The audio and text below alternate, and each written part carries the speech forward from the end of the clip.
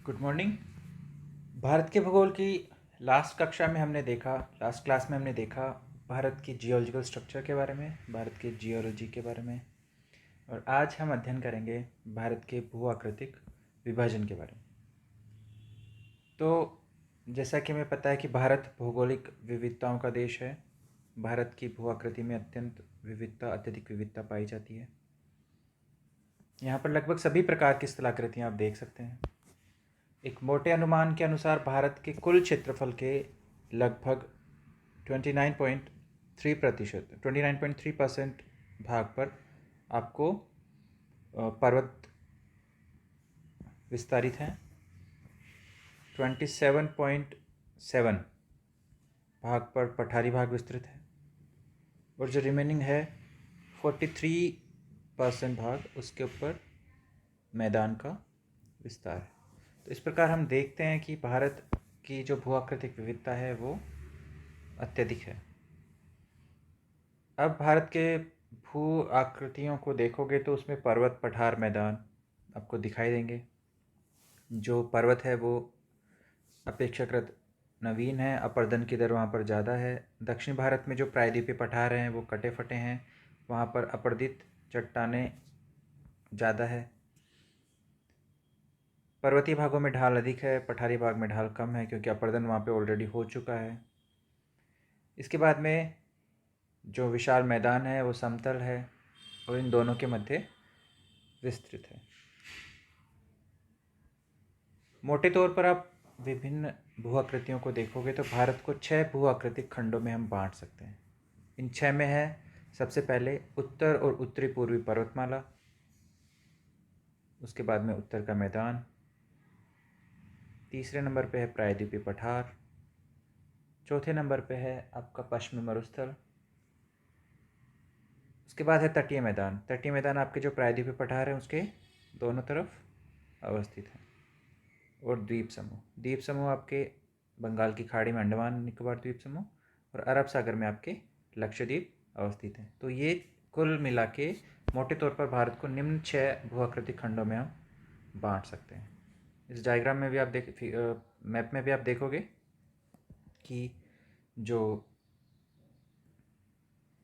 भू आकृतिक प्रदेश हैं ये आपका हो गया उत्तरी पर्वतमाला और ये हो गया उत्तरी पूर्वी पहाड़ी प्रदेश। नॉर्थ ईस्ट हिल्स हैं, ये पर्वतीय प्रदेश हो गया। ये बीच में जो है आपका गंगा का मैदान या मध्य भारत का मैदान, great plains of India, Bharat का महान मैदान जिसको बोलते हैं। इसके बाद में ये आपका पठारी प्रदेश, इसके दोनों तरफ तटीय प्रदेश, पूर्वी तटीय प्रदेश और पश्चिमी तटीय प्रदेश। ये आपके द्वीप समूह हो गए, बंगाल की खाड़ी में अंडमान और निकोबार द्वीप समूह और अरब सागर में आपके लक्षद्वीप। और ये आपका हो गया मरुस्थलीय प्रदेश, पश्चिमी मरुस्थलीय प्रदेश। तो इन भू आकृतियों का हम विस्तार से अध्ययन करेंगे। सबसे पहले हम देखते हैं उत्तर और उत्तरी पूर्वी पर्वतमाला। आज की क्लास में हम केवल उत्तरी पर्वतीय प्रदेश को विस्तार से बात करेंगे। उत्तरी पूर्वी पर्वतमाला, नॉर्थ ईस्ट हिल्स की हम नेक्स्ट क्लास में बात करेंगे। तो जब आप उत्तर और उत्तरी पूर्वी पर्वतमाला की बात करते हो तो सबसे पहले इसकी लोकेशन, ये प्रायद्वीपीय भारत के उत्तर में अवस्थित है। इसकी जो दिशा है, इसकी दिशा में थोड़ा सा चेंज आता है क्योंकि एक तो देखो विस्तृत ऐसे है, ये महान हिमालय ऐसे है, उसके बाद में आपके नॉर्थ ईस्ट हिल्स। तो ये आप अलग अलग प्रदेशों में, अलग अलग क्षेत्र में इसकी दिशा में अंतर है। तो वो देखो कि हिमालय जो है, जो सबसे विश्व के सबसे ऊंचे फोल्डेड माउंटेन्स हैं, ये एक दीवार की भांति है, वॉल की भांति है। साथ ही एक प्राकृतिक अवरोधक तो है ही, हिमालय एक प्राकृतिक अवरोधक तो है ही, इसके साथ साथ ये जलवायु, अफवाह और सांस्कृतिक विभाजक का भी कार्य करता है। क्लाइमेट, ड्रेनेज और कल्चरल डिवाइड का भी काम करता है। तो एग्जाम क्वेश्चन आता है कि हिमालय एक प्राकृतिक अवरोधक होने के साथ साथ एक जलवायु और सांस्कृतिक विभाजक भी है, व्याख्या करें। तो उसमें हमें बताना है कि कैसे हिमालय पर्वतमाला या उत्तरी पर्वतमाला भारत की संस्कृति को, अपवाह को और जलवायु को एशिया के अन्य देशों, जो पड़ोसी देश हैं, उनकी जलवायु से अलग करती है। उनसे सांस्कृतिक विभिन्नता कैसे ये एक कल्चरल डिवाइड की भांति काम करती है, उसको हमें बताना है। इसमें जो नॉर्थ ईस्ट हिल्स के बारे में दिया गया है, दिशा और कौन कौन सी वो हैं, ये हम नेक्स्ट क्लास में देखेंगे। तो इसमें हम देखते हैं हिमालय के बारे में, केवल हिमालय के बारे में। तो हिमालय का जो विभाजन है उसको देखते हैं। हिमालय के विभाजन के कुछ आधार हो सकते हैं, जैसे हम जो अभी देख रहे हैं वो है हिमालय का अनुदैर्ध्य विभाजन। इसके अलावा एक प्रादेशिक विभाजन भी देखेंगे, जो हम नेक्स्ट क्लास में इस पर डिस्कस करेंगे। तो हिमालय का जो अनुदैर्ध्य विभाजन है उसमें उसको चार भागों में विभाजित करते हैं। पहला ट्रांस हिमालय, उसके बाद में वृहद हिमालय, इसको महान हिमालय भी बोलते हैं। ट्रांस हिमालय को आप तिब्बत हिमालय भी बोलते हो। उसके बाद में लघु हिमालय और शिवालिक हिमालय। चार हो गए, ट्रांस, वृहद, लघु और शिवालिक। सबसे पहले इसमें बात करते हैं ट्रांस हिमालय की। ट्रांस हिमालय जो है आपका, पहली बात, ये महान हिमालय के उत्तर में स्थित है। महान हिमालय या वृहद हिमालय के उत्तर में स्थित है। इसका जो विस्तार है, इसकी जो चौड़ाई है वो है 40 किलोमीटर के आसपास, और इसकी जो औसत ऊंचाई है वो अपेक्षाकृत कम है, वो है कितनी, लगभग 3000 मीटर। और इसकी विशेषता क्या है कि इसका जो अधिकतम भाग है वो तिब्बत में है, इसलिए इसको तिब्बत हिमालय भी बोलते हैं। ठीक। इसका जो आंतरिक भाग है वो 33 तलछट से निर्मित है, और इसके ऊपर टर्शरी काल में ग्रेनाइट का विस्तार हुआ है। ट्रांस हिमालय के अंदर आप देखोगे तो प्रमुख जो श्रृंखलाएं हैं, चोटियां हैं, जो पर्वत हैं, वो है काराकोरम, लद्दाख और जांस्कर। ये आपके पर्वत श्रेणियां भारत में अवस्थित हैं। इसके अलावा कैलाश भी है। ठीक है। तो कैलाश आपकी तिब्बत ऑटोनोमस रीजन जो है TAR, उसमें अवस्थित है। इनमें कुछ पोर्शन तिब्बत में है, कुछ भारत में है। तो बेसिकली चार आप देख सकते हो, काराकोरम, लद्दाख और जांस्कर और कैलाश। अच्छा, ये आप जब देख रहे होंगे श्रेणियाँ, तो आप एटलस में आप इनको ज़रूर एक बार देखें। उससे क्या आपको इजी भी रहेगा, रिकॉल भी कर पाओगे और उनका लोकेशन भी आप देख पाओगे। तो जैसे इसमें जो श्रेणियाँ हैं तो उसको आप देखोगे तो ये सारी निकलती हैं पामीर की गांठ से, नॉट ऑफ पामीर से। सबसे ऊपर आपको दिखेगी तेनसांग, उसके बाद है कुलनुल, उसके बाद जो हमें पढ़ना है काराकोरम, काराकोरम के नीचे है आपको लद्दाख, और लद्दाख के नीचे है जांस्कर। ठीक है। काराकोरम और लद्दाख के बीच में आपको दिखेगी कैलाश श्रेणी।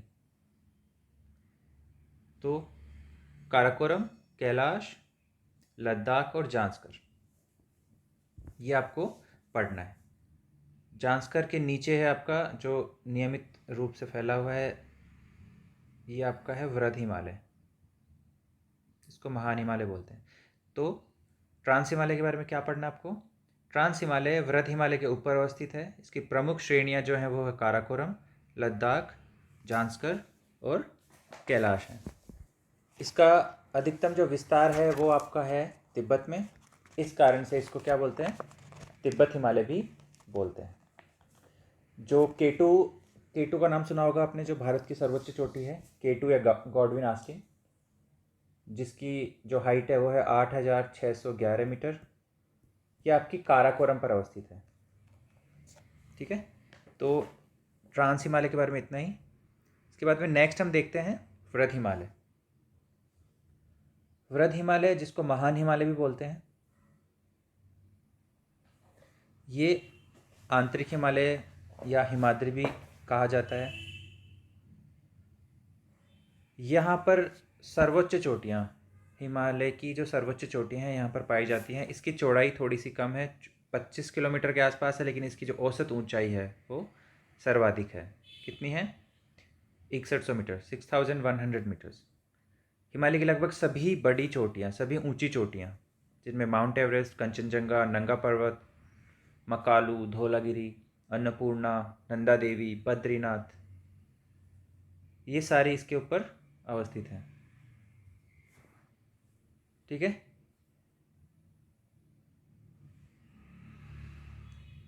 इस पर्वत श्रृंखला में दर्रों की संख्या कम है, जो पासेज हैं वो कम है, और जिनका निर्माण, जो दर्रे हैं ओबियसली जिनका निर्माण जो एंटीसीडेंट रिवर्स हैं, पूर्ववर्ती नदियां हैं, उनके द्वारा किया जाता है। अब पूर्ववर्ती नदियां आपने पिछली कक्षा में पढ़ी है, फर्स्ट ईयर में का फिजिकल ज्योग्राफी में जो था।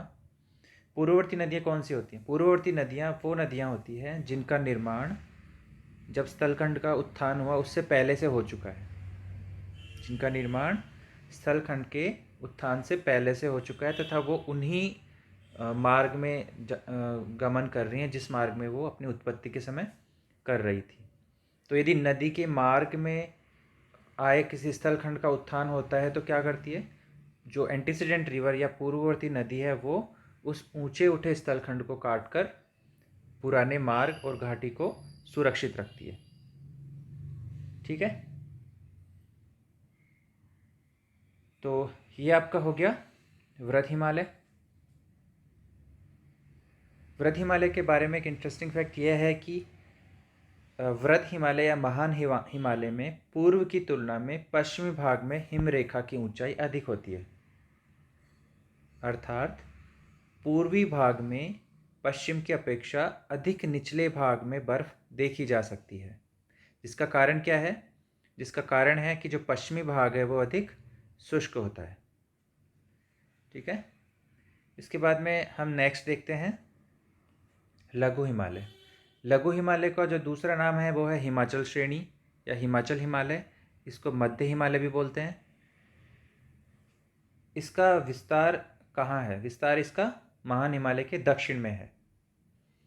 इसकी जो चौड़ाई है वो है आपकी थोड़ी सी ज़्यादा, 60 से 80 किलोमीटर, और उसकी ऊंचाई वो महान हिमालय से कम है, 3500 से लेके 4500 मीटर के आसपास इसकी ऊंचाई है। अब देखो ये जो क्षेत्र है ये बहुत सी एंथ्रोपोजेनिक प्रॉब्लम्स, मानव जनित समस्याओं द्वारा ग्रसित है, जिसमें वनोन्मूलन और शहरीकरण, इसके कारण यहाँ पे अपरदन हो रहा है। ठीक है, अपरदन हो रहा है, इसकी वजह से भूस्खलन जो आते हैं वो संख्या बढ़ रही है। तो यहाँ इस क्षेत्र में जो प्रमुख आपदा है वो आपकी भूस्खलन है। ठीक है, तो अच्छा, इसमें इसकी विशेष बात क्या है कि जो लघु हिमालय है इसमें जो विभिन्न श्रेणियाँ हैं, कौन कौन सी श्रेणियाँ आती हैं इसके अंतर्गत? हिमाचल श्रेणी में सबसे जो इम्पोर्टेंट है वो है पीर पंजाल। पीर पंजाल है इसमें, उसके बाद धौलाधर है, नाग टिब्बा है और महाभारत है। तो ये पर्वत श्रेणियाँ किस में सम्मिलित हैं? ये आपके लघु हिमालय में है। ठीक है, पीर पंजाल, धौलाधर, नाग टिब्बा और महाभारत श्रेणी। पीर पंजाल जो है जम्मू कश्मीर में पीर पंजाल के नाम से जानते हैं इसको, इसकी श्रेणी को। अब पीर पंजाल की विशेषता क्या है कि पीर पंजाल का विस्तार जो है, पीर पंजाल जो है आपकी झेलम और व्यास, पीर पंजाल क्या है? झेलम और व्यास के बीच कश्मीर में स्थित है। इसमें दो प्रमुख दर्रे हैं। पीर पंजाल के दो दर्रों का नाम क्या है? इसको वैसे हम पढ़ेंगे नेक्स्ट क्लास में, लेकिन एक बार आप इसमें यहाँ भी देख लीजिए। इसके जो दो प्रमुख दर्रे हैं वो है बनिहाल और पीर पंजाल। तो पीर पंजाल स्वयं ही है और एक दूसरा है बनिहाल। बनिहाल और पीर पंजाल। इसके बाद में धौलाधर श्रेणी जो हिमाचल प्रदेश में अवस्थित है।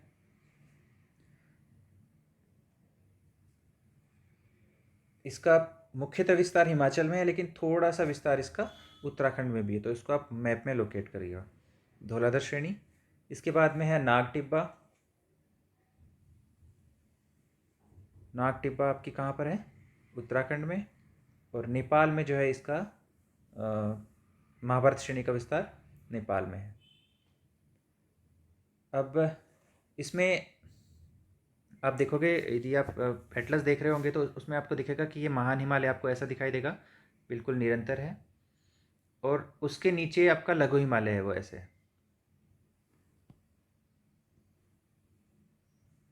अब यहाँ पर महान हिमालय और लघु हिमालय के बीच में दो घाटियों का विकास हुआ है। तो जो वो दो घाटियाँ हैं वो नेपाल के पास में जो है, यहाँ पे नेपाल काठमांडू घाटी, और भारत में है ये कश्मीर घाटी। तो ये कश्मीर वैली और नेपाल वैली या काठमांडू वैली जो है वो किसके मध्य स्थित है? महान हिमालय और ये आपकी कश्मीर वैली और ये काठमांडू वैली, नेपाल में और ये कश्मीर में। तो ये आपकी लघु हिमालय और वृहद हिमालय के बीच में दो खुली घाटियाँ हैं। और इन घाटियों की विशेषता क्या है कि इन घाटियों की रचना झीलीय निक्षेपण की वजह के कारण हुई है। जैसे कश्मीर में मैंने आपको बताया था कि करेवा के निक्षेप इनमें पाए जाते हैं। जब हम प्रादेशिक विभाजन पढ़ेंगे हिमालय का तो उसमें इनको डिटेल से देखेंगे। इसके बाद में आपका नेक्स्ट जो आता है वो आता है शिवालिक हिमालय। शिवालिक हिमालय को आउटर हिमालय या बाह्य हिमालय भी बोलते हैं। इसकी औसत चौड़ाई हिमाचल प्रदेश में 50 किलोमीटर के आसपास है, लेकिन जब पूर्व में आप अरुणाचल प्रदेश की तरफ जाओगे तो इसकी जो चौड़ाई है बहुत कम हो जाती है। ठीक, और इसकी औसत ऊंचाई बहुत कम है, सबसे कम है 60 मीटर से लेके 1500 मीटर तक। इसमें क्या होता है कि जो भी नदियों द्वारा अपरदित पदार्थ हैं उनके असंगठित पदार्थ मिलते हैं, क्योंकि इसके नीचे जो क्षेत्र है वो तराई रीजन है। ठीक है, तो असंगठित पदार्थ मिलते हैं जिन्हें सुदूर उत्तर स्थित मुख्य हिमालय से निकलने वाली नदियों द्वारा जमा किया जाता है। जैसा कि ऊपर देखा, नेपाल से आगे पूर्व की ओर शिवालिक का विस्तार कम होता जाता है, और वो जो अब जब अरुणाचल तक पहुंचती है तो उसकी जो चौड़ाई है वो केवल कितनी रह जाती है? 15 किलोमीटर। तो ये हमने देखे जो हिमालय का विभाजन, अनुदैर्ध्य विभाजन। इसको एक बार फिर से रिवाइज कर लेते हैं, डायग्राम के माध्यम से देखते हैं। ट्रांस हिमालय की श्रृंखलाएं, इसमें आप कौन कौन सी हैं? इसमें आप देखोगे 1 स्टार, 2 स्टार, 3 स्टार और 4 स्टार। ये आपके हैं काराकोरम, लद्दाख, जांस्कर और कैलाश। काराकोरम, लद्दाख, जांस्कर और कैलाश।